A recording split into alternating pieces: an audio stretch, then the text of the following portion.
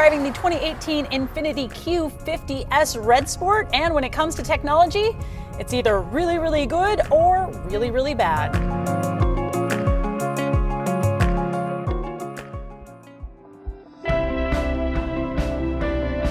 Infiniti is really at the top of the game when it comes to driver's aids, and one thing that sets it apart is distance control assist.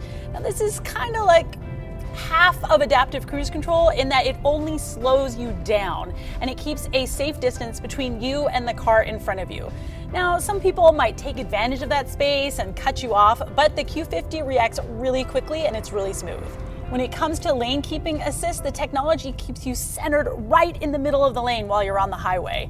Now, it can't do any kind of sweeping curves, but when the highway pushes left or pushes right, it keeps you bang dead on center, and I really like it.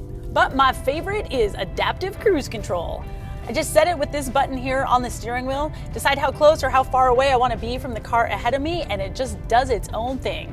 It works well in stop and go traffic and even brings me to a complete stop. It'll pause there for about 3 seconds. After that, the system disengages and you just have to flick the resume button on the steering wheel to get it going again. So these are all great, right? A+ on the driver's aids, but when it comes to the infotainment system, ooh, that's another story. So let's pull over and I'll show you.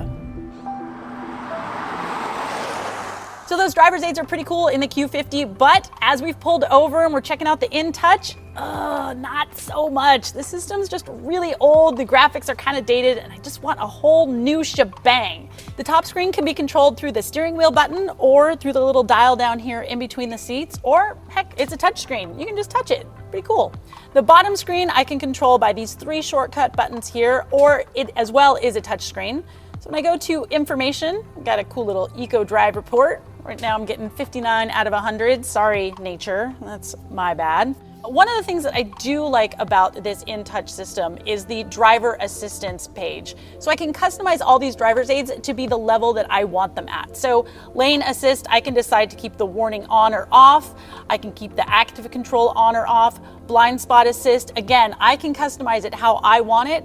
Then I can turn it all on or off at once from this button here on the steering wheel. And there is another cool app on here, which is the driving performance app. I mean, it's a sports sedan. You might want to know what your G meter is, maybe your fuel flow, what your steering angle is. So on this kind of a car, I think it's pretty cool. But on the whole, this whole system is just not good. I mean, there's no Apple CarPlay or Android Auto, so you really have to be content with the native system.